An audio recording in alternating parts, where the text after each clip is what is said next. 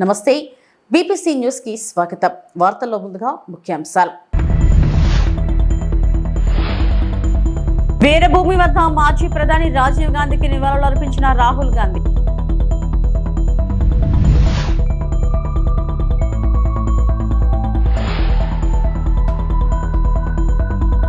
పాకిస్తాన్తో సంబంధం ఉన్న వారిపై పర్యవేక్షణ కొనసాగుతుందన్న హోంశాఖ అదనపు ప్రధాన కార్యదర్శి సుమితా మిశ్రా.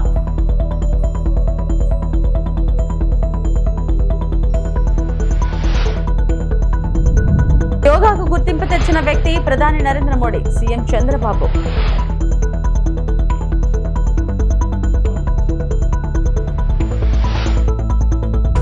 కర్ణాటక కుంకి ఎన్నికలు అప్పగింత కార్యక్రమంలో పాల్గొన్న డిప్యూటీ సీఎం పవన్ కళ్యాణ్.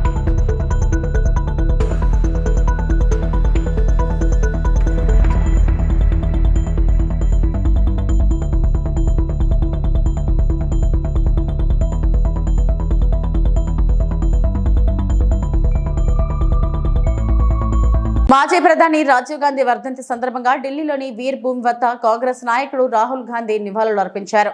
భారతదేశానికి ఆయన వారసత్వం మరియు చేసిన కృషిని గౌరవించారు.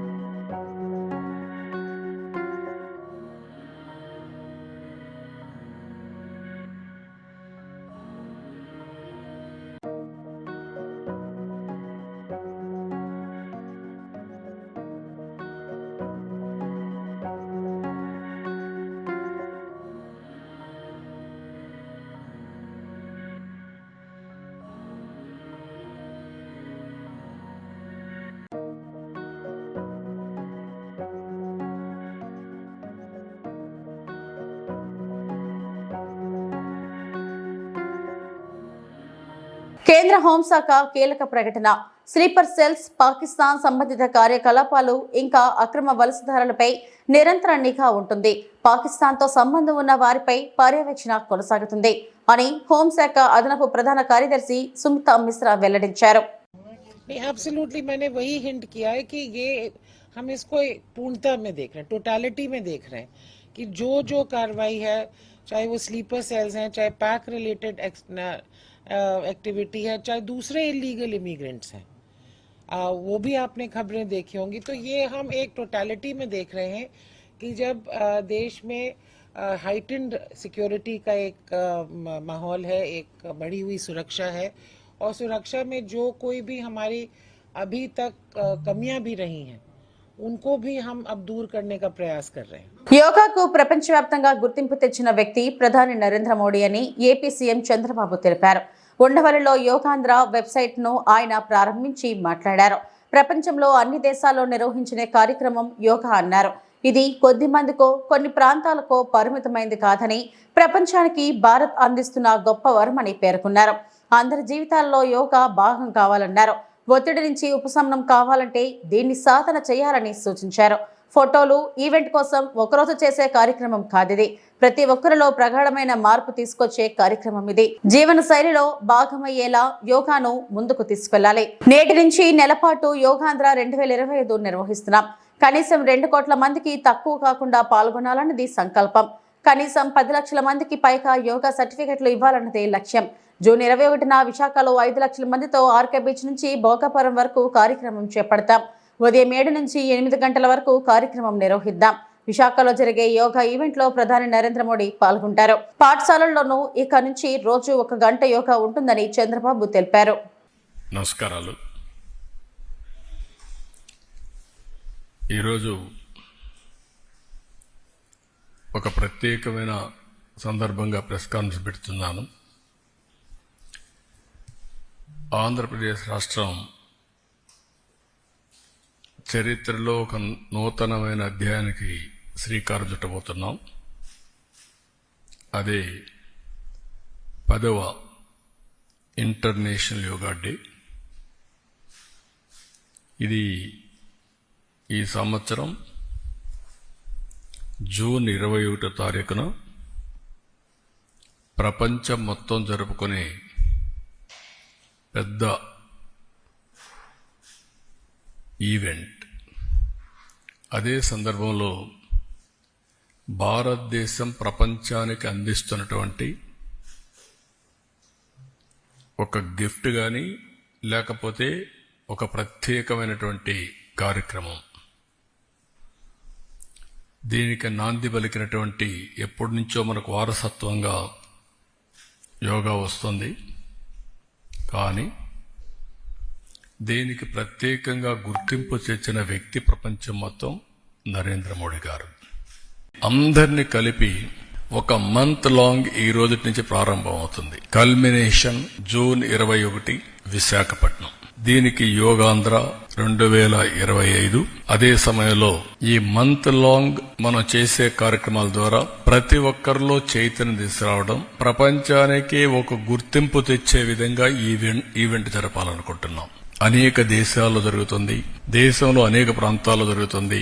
కానీ ఈ ఈవెంట్ అనేది ఇంతవరకు జరిగిన అన్ని ఈవెంట్స్ కంటే ఒక రికార్డు స్థాయిలో, ప్రపంచంలో ఏవైనా రికార్డ్స్ ఉంటే అవన్నీ కూడా బ్రేక్ చేస్తూ ఒక నూతనమైన రికార్డు ఎస్టాబ్లిష్ చేసేట్టుగా ఈ కార్యక్రమాన్ని చేయాలని చెప్పి తలపెడుతున్నాం. రాష్ట్రం మొత్తం ఈ నెల రోజుల్లో ప్రిపేర్ చేసి కనీసం 2 కోట్ల మంది తక్కువ కాకుండా ఆ రోజు యోగాలో 7 నుంచి 8 గంటలకు పార్టిసిపేట్ చేయాలనేది మా సంకల్పం. దానికోసం పనిచేస్తున్నాం. ఇంకొక పక్కన కనీసం 10 లక్షల మందికి పైన యోగా సర్టిఫికేట్స్ ఇవ్వాలని, కోర్సెస్ చేయాలని. ఇది ఆన్లైన్, ఆఫ్లైన్ 2 కూడా పెడుతున్నాం. ఆన్లైన్ లో కూడా ఎప్పటికప్పుడు పెట్టడం, ఆఫ్లైన్ లో కూడా దీన్ని ఫిజికల్ గా కూడా ఎంతమంది గురువులు ఉంటే వాళ్ళందరినీ తయారు చేసి సెన్సిటైజ్ చేసి వారి దగ్గర దీన్ని చేయడం.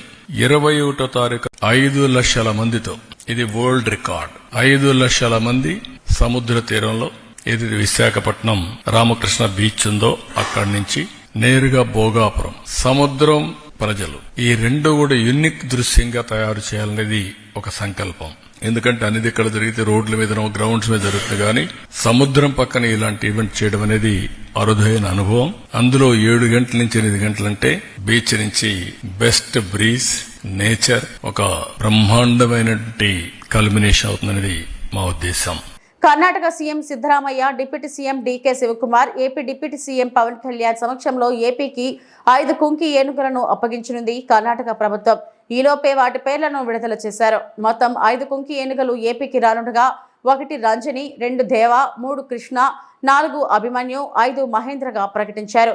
అటవీ ప్రాంతాలకు సమీపంగా ఉన్న పంట పొలాలను ధ్వంసం చేస్తూ ఓళ్లపై దాడులు చేస్తే ఎంతో మంది రైతులు, స్థానికుల ప్రాణాలు తీశాయి ఏనుగుల గుంపులో. వీటితో అటవీ ప్రాంతాలకు సమీపంగా ఉన్న రైతులకు కంటి మీద కునికే కరువైంది. దీనిపై ప్రత్యేకంగా దృష్టి సారించిన AP deputy CM Pawan Kalyan కుంకి ఏనుగులను రంగంలోకి దింపాలని నిర్ణయం తీసుకున్నారు. దానికోసం బెంగళూరు వెళ్లి కర్ణాటక ప్రభుత్వంతో చర్చలు జరిపారు. ఆ తర్వాత కర్ణాటక మంత్రి అమరావతి రావడంతో ఆంధ్రప్రదేశ్, కర్ణాటక ప్రభుత్వాల మధ్య కుంకి ఏనుగుల అప్పగింతపై ఒప్పందం కుదిరింది. దానిలో భాగంగా ఈ రోజు ఏపీకి కర్ణాటక ప్రభుత్వం ఆ కుంకి ఏనుగులను అందించనుంది.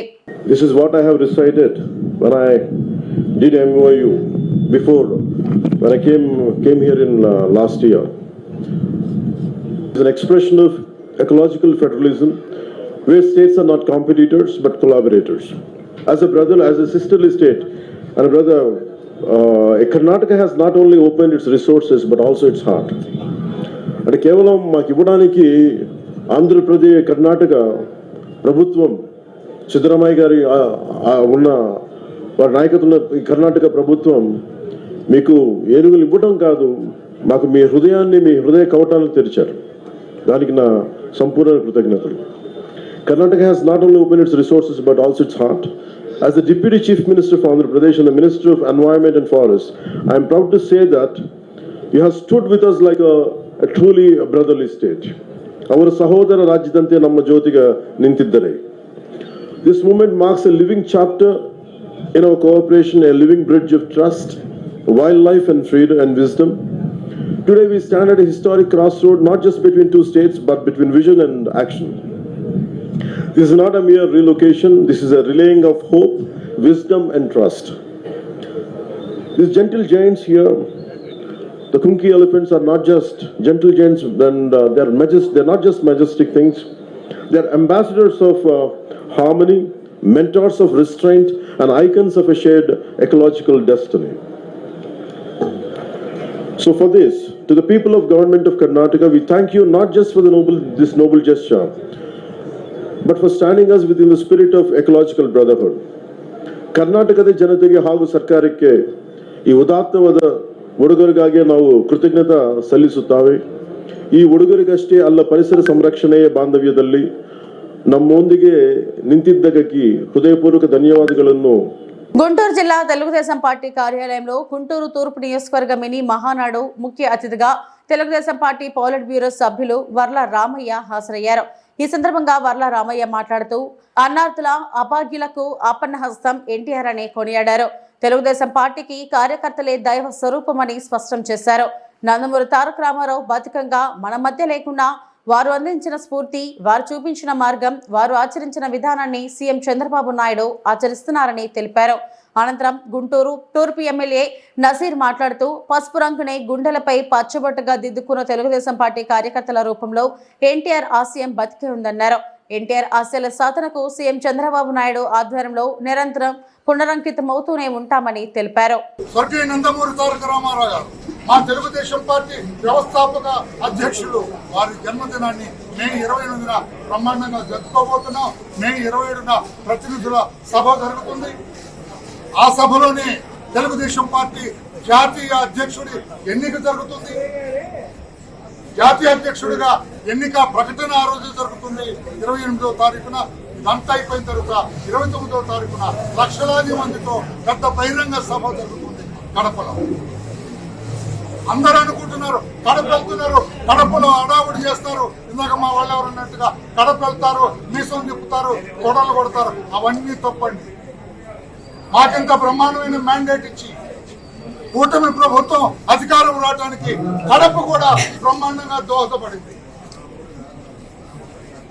కడప గతంలో కొన్ని దుష్ట శక్తుల కబంధ హస్తాల్లో చిక్కుకుంది. ఇప్పుడు ఆ కబంధ హస్తాలు ఛేదించుకొని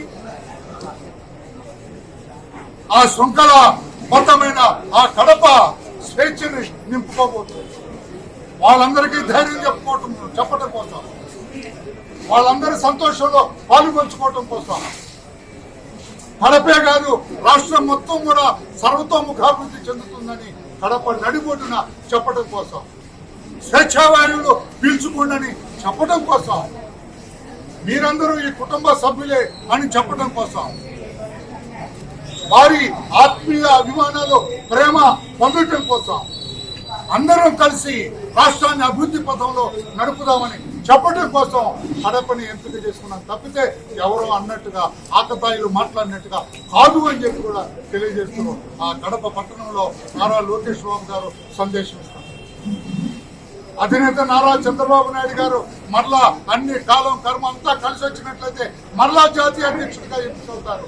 ఆ సభలో ఎంపికైన తర్వాత జాతీయ అధ్యక్షుడిగా మరోసారి ఆయన బహిరంగ సభలో ఉపన్యాసం చేస్తారు. పెద్దలందరూ కూడా వారి వారి అభిప్రాయాలు తెలియజేస్తారు. తెలుగుదేశం పార్టీ పుట్టింది పేదవాడికి సాయం చేయటం కోసం, రాష్ట్రాన్ని అభివృద్ధి చేయటం కోసం, క్షుత్పాతతో ఎవరో బాధపడటానికి వీల్లేదని చెప్పడం కోసం,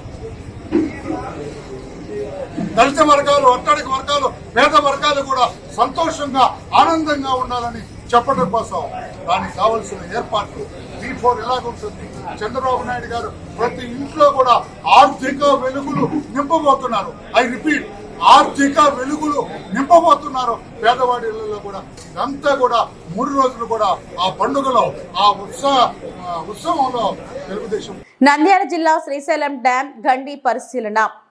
గత 2009 సంవత్సరంలో కురిసిన వర్షాలు, భారీ వరదల కారణంగా శ్రీశైలం డ్యాం గేట్లు ఎత్తగా అవుట్ఫ్లో ఒత్తిడికి ముందు భాగంలోని ప్లంజ్ ఫుల్ వద్ద ఏర్పడిన భారీ గుంత ఏర్పడింది. దీంతో ఆ యొక్క ప్రాంతాన్ని పరిశీలించేందుకు పూణేకు చెందిన శాస్త్రవేత్తల బృందం శ్రీశైలం డ్యాం వద్దకు చేరుకుంది. ప్లంజ్ ఫుల్ వద్ద దెబ్బతిన్న స్టీల్ సిలిండర్లను నీటి అడుగు భాగంలో డ్యాం పునాదుల వైపు ప్రమాద స్థాయిని నిపుణుల బృందం క్షుణ్ణంగా పరిశీలించి అంచనాలు వేసింది. అనంతరం శ్రీశైలం డ్యాం సమీపంలోని వ్యూ పాయింట్ వద్ద ఉన్న నీటిపారుదల శాఖ కార్యాలయంలో డ్యాం ఇంజనీర్లతో నిపుణుల బృందం సమీక్ష సమావేశం నిర్వహించింది. డ్యాం నమూనాలతో ప్లంజ్ పూల్ వద్దకు నీటిలో ఎలా వెళ్లాలనే కోణంలో బృందం సభ్యులు ఇంజనీర్లతో చర్చించింది. అయితే ఈ ప్లంజ్ పూల్ అధ్యయనం 2 రోజుల పాటు జరుగుతుందని పరిశీలన బృందం తెలిపింది.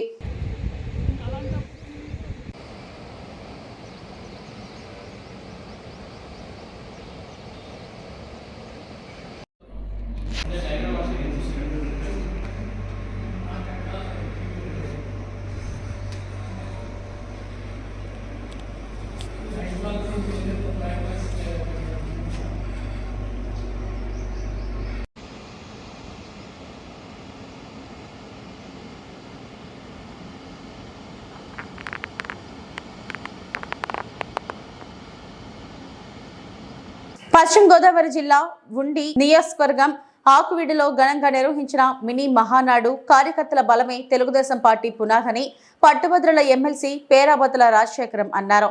ఆకువీడు ఆర్యవైశ్య కళ్యాణ మండపం నందు డిప్యూటీ స్పీకర్ ఎమ్మెల్యే రఘురామకృష్ణంరాజు ఆధ్వర్యంలో ఉండి నియోజకవర్గ మినీ మహానాడు నిర్వహించారు. ఈ సందర్భంగా నిర్వహించిన మినీ మహానాడులో తొలుత స్వర్గీయ నందమూరి తారక రామారావు, జ్యోతిరావు పూలే విగ్రహాలకు పూలమాలలు వేసి నివాళులు అర్పించారు. ముఖ్య అతిథిగా విచ్చేసిన ఎమ్మెల్సీ రాజశేఖరం మాట్లాడుతూ ప్రభుత్వం దాతల సహకారాలతో పంట కాలువల ప్రక్షాళన చేపట్టి ఉండి నియోజకవర్గాన్ని రోల్ మోడల్ దిశగా తీర్చిదిద్దేందుకు త్రిబుల్ చేస్తున్న కృషిని కొనియాడారు. అనంతరం పార్టీ నాయకులు, కార్యకర్తలు ఎమ్మెల్సీ రాజశేఖర్ ఘనంగా సన్మానించారు. ప్రభుత్వం ఎక్కడా కూడా నిధులతో కాకుండా 170% ఆయన యొక్క ఇన్ఫ్లుయెన్స్, ఆయన చెప్తే సిఎస్ఆర్ గ్రాంట్లు అవ్వచ్చు, దాతలు అవ్వచ్చు, అందరినీ కూడా మోటివేట్ చేసి, నాకు తెలిసింది కుప్పం నియోజకవర్గంలో కూడా చంద్రబాబు నాయుడు గారు ఇంతమందిని దండిగా సిఎస్ఆర్ నిధులు కానీ దాతలను కానీ మరి ప్రోత్సహించి ఉండరు. ఈ రాష్ట్రంలోనే ఉండి నియోజకవర్గం దాంట్లో నెంబర్ 1 నియోజకవర్గం ఖచ్చితంగా మనం చెప్పవాలి. ఎందుకంటే స్కూల్స్ విషయంలో ముఖ్యంగా ఈ నియోజకవర్గంలో 34 హై స్కూల్స్ ఉన్నాయి. 90% హై స్కూల్స్ ఆల్రెడీ దాతలతో బిల్డింగ్లు కట్టడం కానీ, అందులో మౌలిక సదుపాయాలు కల్పించడం కానీ అన్ని స్కూల్స్కి ఆల్రెడీ ఆయన చేశారు 1 yearలో. అలాగే హాస్పిటల్స్, నేను ఇప్పుడు వస్తుంటే ఆకివీడి కాలగొట్ట వస్తుంటే డ్రైన్స్ అవుతున్నారు. అది కూడా రైతులు సహాయంతోనే. నాకు తెలుసుండి ప్రాజెక్ట్ చైర్మన్ గారు ఇక్కడే ఉన్నారు.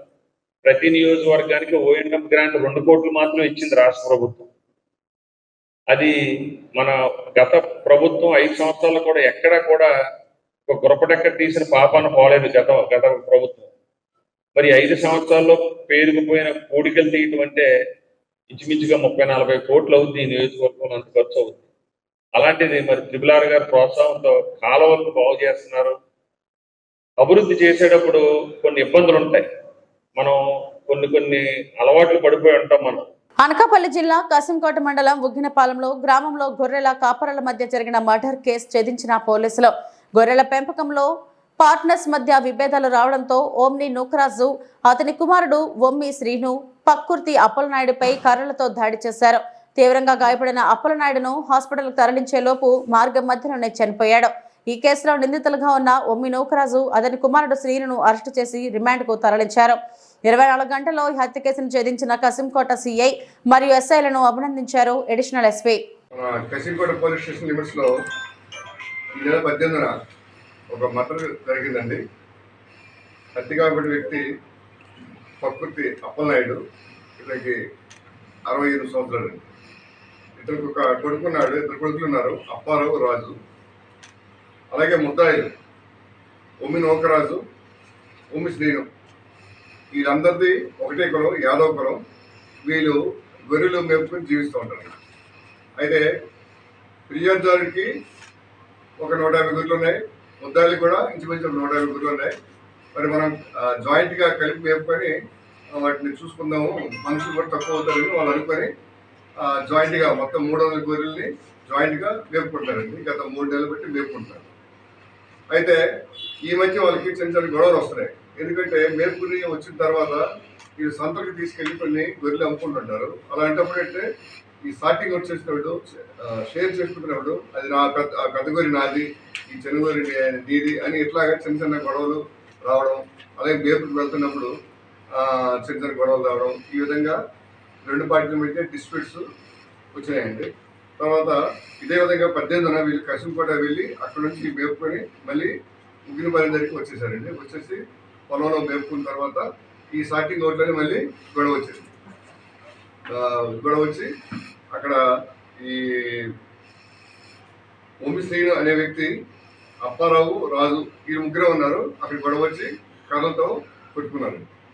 కొట్టుకున్న తర్వాత ఈ పెద్ద ఆయన చనిపోయిన అతను వీళ్ళ తండ్రి కాబట్టి వెళ్ళి తను రాజుకేమో హాస్పిటల్ తీసుకెళ్ళి వచ్చిన తర్వాత ఊర్లో చెప్పాడు, మా అబ్బాయిని కొట్టారు కాబట్టి వాళ్ళ మీద మేము పోలీస్ కేసు పెడతామనేసి చెప్పాడు.